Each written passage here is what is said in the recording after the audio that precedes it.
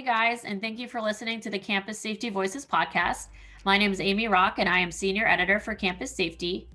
Each year, Campus Safety has a Director of the Year Awards program that recognizes K-12, higher ed, and hospital police chiefs, security directors, emergency managers, or heads of security and/or public safety who demonstrate outstanding leadership skills, ingenuity, and selflessness.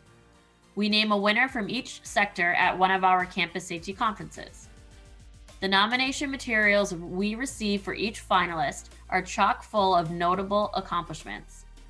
To give the finalists more deserved recognition, we like to chat with them further to highlight a few of their most impressive accomplishments or achievements they are especially proud of.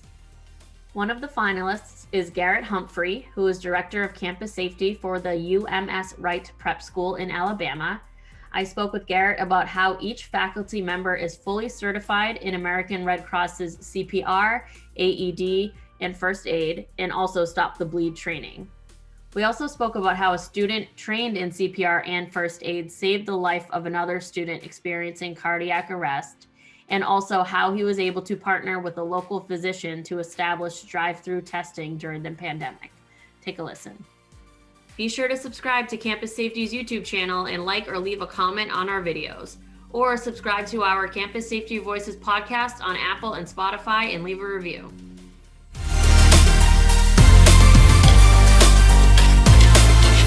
Now, you are Director of Campus Safety and Security for the UMS-Wright Preparatory School, in Mobile. And in your Director of the Year nomination, there were a lot of impressive accomplishments, but one that did stand out is that each faculty member at your school is fully certified in American Red Cross's CPR, AED, first aid, and also Stop the Bleed training.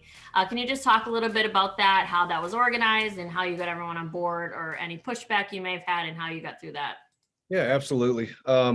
So we tend to take more of a data-driven, methodical approach when it comes to school safety, and we take the information that's available to us. So we looked into an FBI study that was compiled over several years, and we look at all the causes of fatalities on campuses, but the number one that stood out was medical emergencies. And I believe many schools are probably like this, but typically you only get your coaches certified in those types of courses because it's relative to what they do in their sport.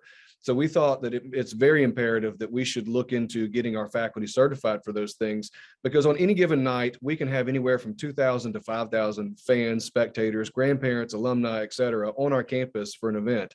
And having the ability to have 160 to 170 of our faculty members fully trained in CPR, first aid, and AED would be extremely beneficial. As well as, just given the regular school day, we have around 1,240 enrollment for our K-12 schools. So we saw the need not only for ourselves as faculty members, but we might have to use it on a student one day. Yeah, I feel like there is so much focus on active assailant and physical threats that a lot of schools can sometimes forget that medical emergencies are far, far, far more common than other situations like that. And did you have was it a requirement for your employees or kind of an optional thing? No, once we decided that we were going to do it, we made a requirement for all faculty members. Now, it took us, close to a year to get everyone certified because 160 faculty members and the scheduling and timing and all that stuff. But now that it's gone through, it's something that we plan to renew every 2 years going forward. Because we have so many to certify, I went out and became an American Red Cross instructor. So I'm the instructor for the school. We don't have to hire out for that. And that was a benefit to the school too, as well as cost savings, that it was a 2-day course that I had to go through. It was good training, but now we can bring that back to our school, modify it to fit within our time schedules. And when it's more beneficial for teachers, after hours or on teacher work days, we can schedule those things in so that everyone is on board with it.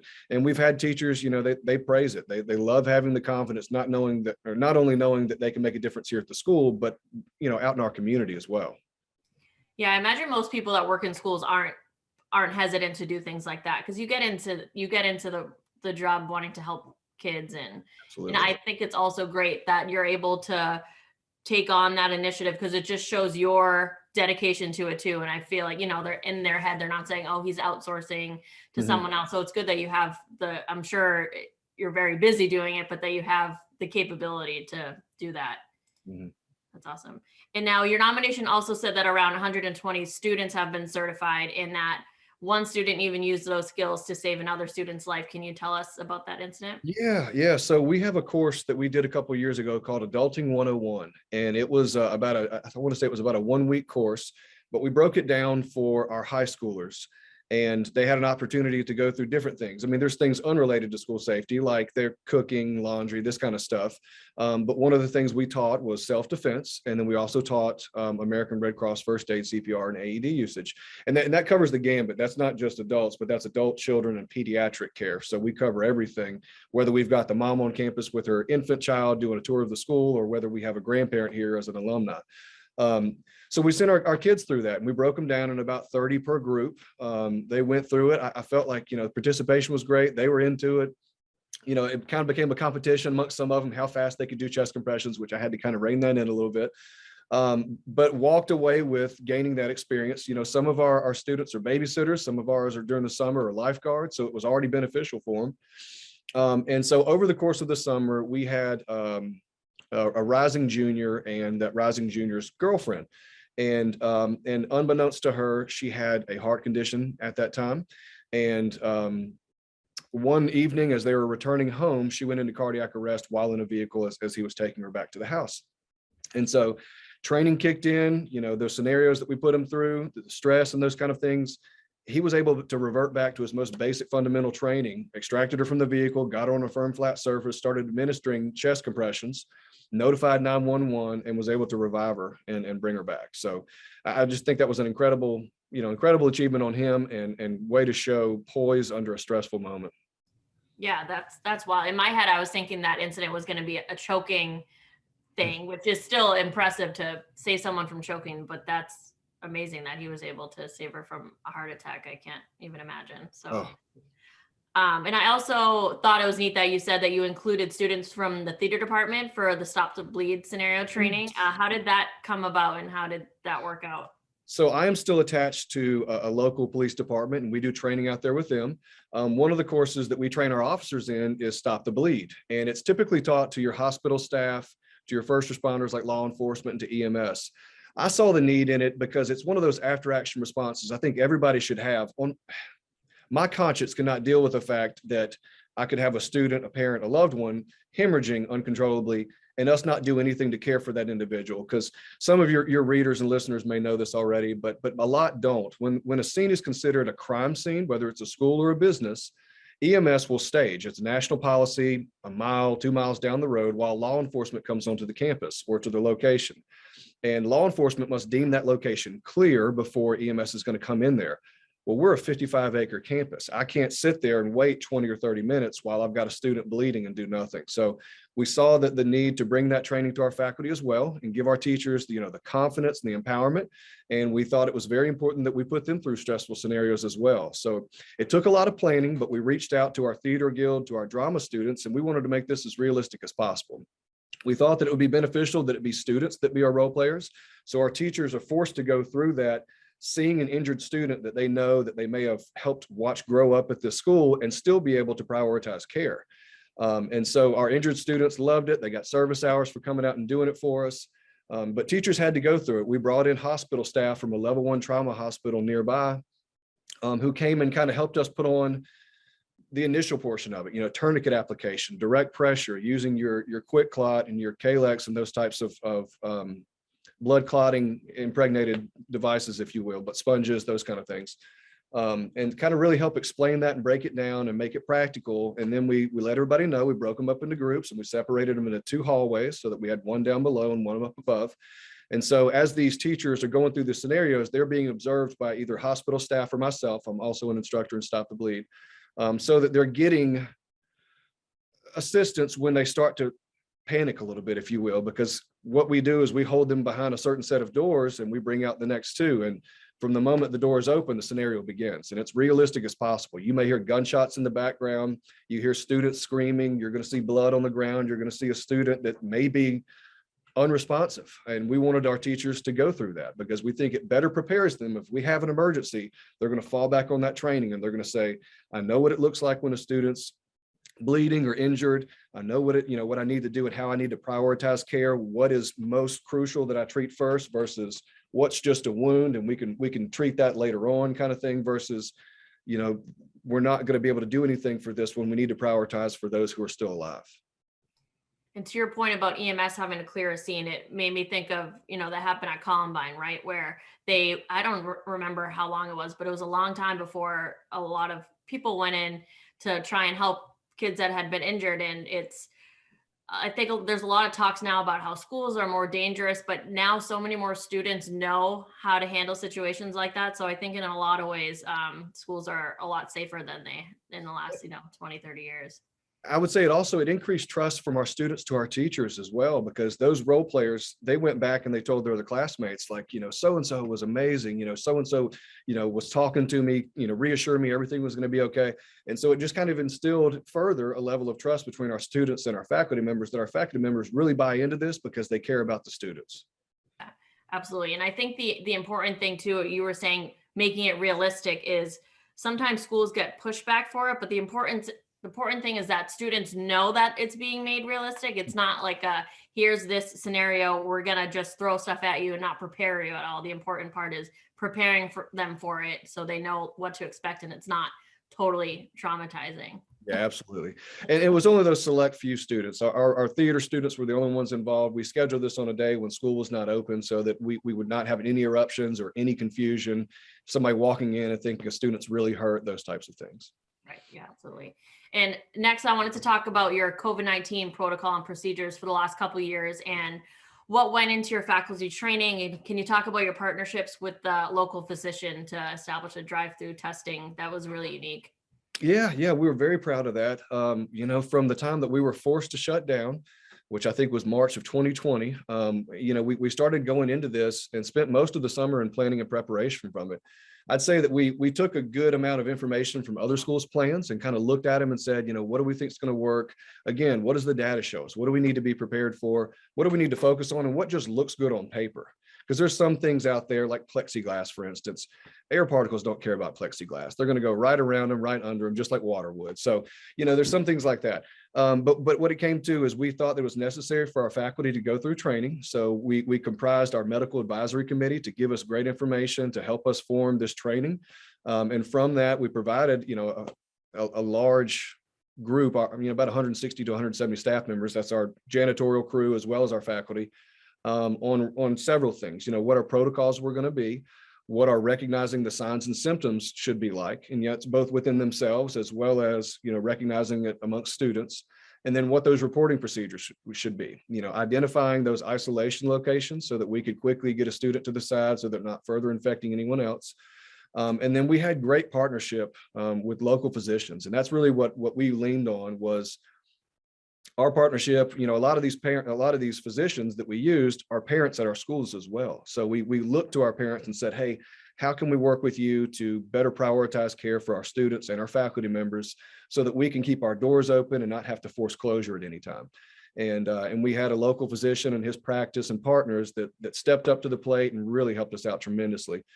Dedicated a nurse to a specific hotline that we established with them. So if we had a student that began to display symptoms, maybe it was fever and cough, symptoms that we recognized according to the COVID-19 checklist, we would immediately get in touch with that hotline and say, this is the student's name and information. We'd like to send them to you to get testing. And so this partnership with this local physician, again, they were able to establish a drive-through where they prioritize UMS-Wright families and faculty members. So if we had one of those situations, it was, information was taken over the phone. This is, we're ready for you right now. Go ahead and head over. And fortunately, it's only about 2 miles down the road from us. So we would send that faculty member or that student to that location and they'd immediately get tested, and they'd meet with a physician and they would kind of determine what's the best test for you right now. Do we need an antigen or do we need an antigen and a PCR test? And if it's a PCR test, here's your paperwork where you're not going to return for the next 3 days until we get those results back.